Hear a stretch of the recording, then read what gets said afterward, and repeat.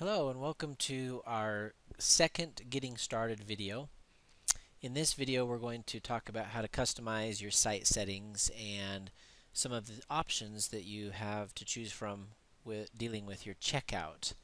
Now there's several available settings that you can choose from to customize the experience for your site visitors, and depending on the purpose of your website and your own unique situation, the way you configure the settings may differ significantly actually. So that being the case, I'm going to simply explain where the settings can be found and what they do, and then let you make the final decision on how you like to use them. So let's start by reviewing some of the general site settings for your website. To get there, the first thing you're going to want to do is, from your dashboard after you've logged in, you can either click on the Edit Site, or sorry, that's not right, the My Settings tab, or under Store, there's also a sublink to get to My Settings. Just to make it easy, I'm going to click on the My Settings here, and we're going to focus first on the Store options. Okay, so we're going to click on that link, and in here you have all sorts of options, and I'm going to cover them briefly. There's more in-depth videos under the Support tab that talks about them more in depth if you need more information. Of course, you can always talk to your support team as well, customer service, but we'll review them here briefly. So the first one talks about product display options. What this does is it allows you to specify what kind of display by default your site visitors are going to see. For example, how many products per page are they going to see? How many products per row? And how many products, or sorry, how are the products sorted by default? Alphabetically, by price, by shipping time, by SKU. And so you can decide what the default is, and then you can also, with these checkboxes, decide whether you want to allow the site visitor to change the defaults for themselves. So when they come to your site, they'll get a drop down, and instead of maybe having 5 products per page, they could change it to 50 or to all. And it's pretty common. So I'd recommend not only setting these to something that's unique to your preferences, but then also checking these boxes to let the site visitor have the control over updating them, those settings for themselves as they're on your site. Okay. The next thing is talks about just real general stuff, and again, these are all personal preference. Do you want to show the product price on the Add to Cart page? Yes or no? Do you want to show product ratings? This allows people to rate your products. You know, give them a rating, a star rating. I think it's a 4 or 5 star rating, and then leave a comment.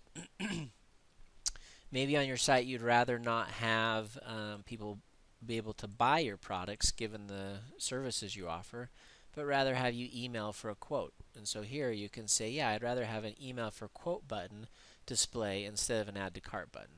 You can say never, which means it would always be add to cart. You can say always, which would mean they'd always see an email for quote. Or you can say based on product, and then that's going to allow you to pick based individually in each of the products that you add to your site. Okay, and if they do have an email for quote button, what email do you want it to go to? Okay, you can save those options. Down here we talked about customer login. Do you want to allow a guest checkout, meaning they don't have to create an account to purchase from your site? Do you want to allow new registrations, meaning they can create an account? You would use this, say, if you're only allowing people to come to your site and buy that you create the accounts for, then you can say no here, and then people that come would either have to use a guest checkout, or if you didn't allow a guest checkout, they really couldn't buy unless you would create an account for them. So this is, again, for some unique circumstances, and typically you'd say yes on this, but there are cases where you'd say no. Do you want to password protect your site? Again, that means that people that come to your site cannot get into see the information or the products or services on your site unless they log into their account. Not common, but is available given your unique situation. You may want it. Once they log in, what page do you want to direct them to? Same with when they log out. Do you want to enable secure login? This is almost always going to be no, simply because our system already requires it. But what if you were to want to have your own secure login, or what we call SSL, then you could say yes to this, but you would need to purchase a certificate and contact your site administrator because there's a lot more setup required if you're going to have your own SSL. So typically, almost 100% of the time, you're going to say no to this. Now, that doesn't mean there's not a secure login. There is. It's just that you're piggybacking on the one we have instead of your own. And that's perfectly fine. And that's what most people do. All right, some other checkout options here. Excuse me. When people purchase, they'll get a order confirmation. And here you can specify the email address that they see those order confirmations come from. So you just type in your email, whatever it is. That's it. Down here, if you want to send a copy of the order to yourself or some other administrator you have in your organization, you can put, another email here, whatever that email may be. And if you wanted to add more, just separate them by commas and type other email addresses so that multiple people can get notified of orders being placed. Some of these options, again, are unique and almost not used, or I should say, not used very often. But you can require an order approval, say if you've got departments or other things in your organization where a manager needs to approve an order. You can set yes and specify that manager's email address so that they can get a notice that an order is awaiting their approval. You can offer a save shopping cart option where people can, after they've added products to their cart, they can save it to come back later and buy it.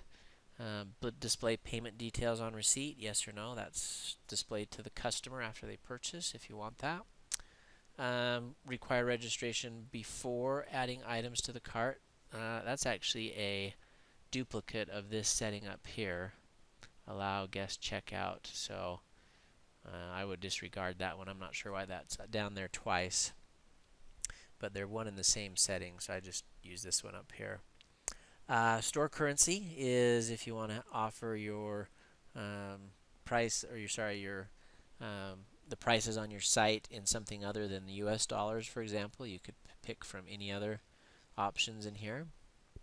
Usually most of our customers are in the US, so they'll just pick that. And you can show the supplier SKU on order receipt. Again, yes or no. Now, if you don't know what some of these things are, just leave them as whatever they are set to by default. But if there's a specific instance where you want that, then go ahead and set it. Okay, inventory options has to do with if you're going to be keeping track of inventory on your site, you can display it. You can email yourself low inventory notices and allow orders without inventory, which would mean back order stuff. Most of the time, these are going to be set to no. And so, this will be set to yes, sorry. So you won't have to worry about those things, but they are available. And then this is to specify a sales rep contact information in the My Account page for your customers. So if they come in, excuse me, and log into their account and they want to try and find information of who they can contact, you could specify specific information for a sales rep that they could call if they have questions, which would be in addition to something you might put on your Contact Us page, okay, of your website.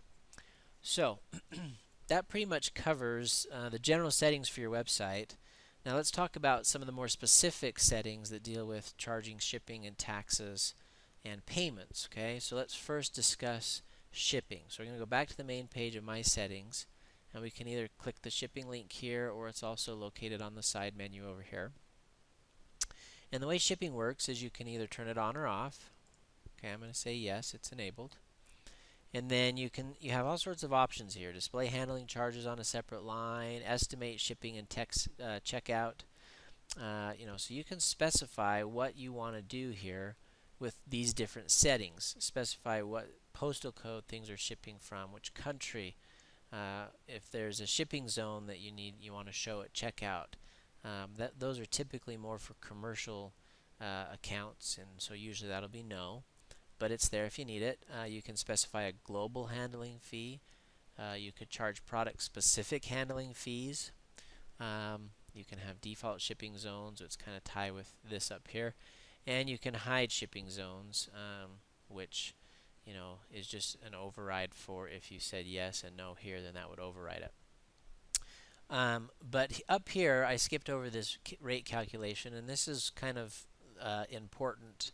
Why I saved it for last, because this is how your site's going to charge your customer shipping. Okay, so you can either do custom shipping options where you'll just specify how you want it to charge shipping. You could use UPS and custom types where it's going to use UPS to calculate your shipping rates, and potentially you could have additional custom options. Or you can use a service that we've connected to called InterShipper, where it will automatically, if you get an InterShipper account, and they charge a little bit of money for their service, but it's really not much, and they are connected with DHL, FedEx, UPS, USPS, I think all of them globally, and so that's kind of a nice thing to use there. But most people just use UPS. So if you click this second one, UPS and custom shipping types, and let's click save here. Then down here under shipping types, we'll go to shipping discounts here in a minute. Then you can see all of the UPS options, and you can decide whether to activate them or not. If you unclick those, they won't be activated. But pretty much if you do that, you're done with your shipping, because our site will connect to UPS based on the products that are in the person's cart. It will calculate what the shipping charges are, and then automatically put it into your cart for the customer to look at, see what shipping is going to charge them, and they'll, depending on where they live, any or all of these options will be available for them to select from. So that's the easiest choice, but if you want to go to custom shipping options, you can also click this button to add a custom shipping type, where you'd give it a name, click insert. Once you do, you'll see something like this standard one, whatever you named it.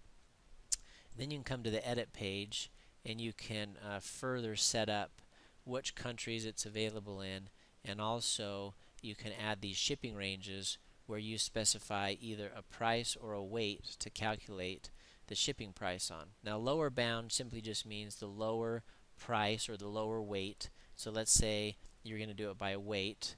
You'd put in maybe 1 ounce to 100 ounces. Okay, and if the products that are in the cart weigh between those two numbers, then let's say the shipping price is going to be $5. Okay, then you insert that range, and now when this particular standard option is used, it'll charge $5 for that range. Okay, and you can continue to do that all the way up to however many ounces. You can add specific handling fees for this shipping option. You're going to do all sorts of stuff on the custom side of things. So if you want to do that, you can dig in deeper and add as many of those as you want for your customers to select from. But I really recommend just sticking with the UPS options because they're pretty simple. Now, we also offer shipping discounts, and shipping discounts allow you to create discounts based on how much money people are spending, or other items such as, oops, I clicked the wrong one. We've already got one in here. We've got this free shipping option. We're going to go edit it. So if they spend between 2 price points, you can give them $1 or a percentage discount. Or if they buy a certain number of items, then you can also give them $1 percentage discount. Okay, and you can decide if that discount applies to handling there as well. So once you've set those up, you can save them, and then you can allow those as options on certain shipping types. So maybe on regular ground you're going to allow the free shipping, but if they selected, say, overnight or something, next day air, then you wouldn't allow them to have free shipping, because obviously that'd be a lot more money and you don't want to foot the bill for that. So so that covers shipping very briefly. Let's move along here to the next one, which is important for you to get set up, and that is sales tax. On your sales tax page, same kind of thing. You're going to have yes, no questions. Is it enabled? Is it not? Do you want to estimate it? Is freight taxable? Do you charge sales tax on back orders if you allow such a thing? You just pick and choose from what's right for you. And then if you do charge tax, you can specify how much percentage of tax you charge on the order based on postal codes. Okay, so that's how our system does it. Right here we've got Utah set up, and if any of the postal codes match these numbers where the question marks are wildcards, or any number in there, so 8470011, whatever the number may be, those are wildcards. Then it'll charge this percentage. If you need to add another one, you can just click Add New Tax Area, and you can either select from preloaded states and territories that we have in here, which will automatically insert the postal codes at the time that we created this feature. Then you can just specify your percentage, or you can create a new one that's custom, and you can just call it, custom, and you can put in maybe 9 and all wildcards, and the percentage is 4.25% or something. So it's pretty simple to set up your tax. But yeah, just make sure you check in your area what and how you're supposed to charge tax if you need to, and then you can set it up here, and it'll automatically add it into your orders as long as you specify that the products are taxable, which is something you do in the product setup area, and as long as their zip code matches the digits here. Okay, so, and these can also be letters of if you're in Canada as well, so don't worry about that. Okay, last thing is how to accept payment, and that's all we're going to cover in this video. But there's basically two ways, three if you count the combination of the two, to accept payment on your sites. You can either do manually, which is where you just let the people come purchase and you don't really charge them any amount of money on your site. Maybe you collect billing information, but you don't actually charge their card on your site. So that would be what manually would be. Or you can use PayPal, and if you do select from PayPal, you can either create a new PayPal processor or select from an existing one if you already set one up. Just give it a name, select which type of PayPal site you have, and then put in your email. Now if you're using Pro, it'll ask for a couple other things that you can get within your PayPal account. But standard, it just requires your email, okay? Now, if you want to use, instead of PayPal, you want to use what we call a gateway or a merchant account, where you're going and applying for a merchant account at your bank or through some other location, which could be us. We have the ability to set you up with merchant accounts. You can request to have one just by filling out this form right here. Okay, but wherever you get your merchant account from, if you want to use that method to pay, so or for your customers to pay, you'll click that option. In this case, you'll create a new processor, give it a name. Now, with merchant accounts, you have what's called a gateway provider, and that is simply like the credit card swiper at the grocery store. Online, you don't have a credit card swiper, so that what they've come up with to act in place of that is what's called a gateway. That simply connects your site with your merchant account to process credit cards. Okay, that gateway is the connecting piece. So these are the different gateways that our system is integrated with. And so once you get your merchant account approved, you can then get that set up in any one of these gateways. And usually your merchant account provider will let you know which one they want you to use. Okay, so let's say you use Network Merchants as your gateway. You can give it any name you want. Okay, I'll just say NMI for Network Merchants Incorporated. Then they'll have a processor ID from your gateway you'll put here. You'll specify which credit card you can accept, and then whether you want to charge the card immediately or just do an authorization only, where then you can go and capture the funds later. And then put in the gateway password. Once you've done that, you click Save and you're basically done. Or you can also use a combination of PayPal and a merchant account or gateway, and then that allows the customer, as they check out, to decide what they want to use. Okay. Last thing on this side or page is to set up different payment types. Now, usually you're just going to have credit cards, but there are cases where you may want people to be able to check out without putting in credit card information. And what we call that is net terms, meaning you're going to bill them the net amount of the order later. You're going to give it to them on terms. So if you wanted to do that, you could type it in here, terms. You could only give it to certain customer level options, which is something that we talk about in a different video tutorial. But anyway, there's some options here. So most of the time, you're only going to allow people to pay by credit card or PayPal,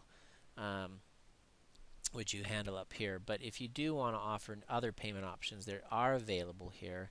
And again, in another video tutorial on payment processing, we go in more depth on some of those things. Okay, so that really covers all the different settings on your site and kind of the general overview of some of the things you need to do to get your site ready for business. So in conjunction with the other getting started videos, once you have got these things completed and specified based on your own site and preferences, then you should be ready to go. So that's it for this video. We will see you in the next one, and talk to you then. Thanks.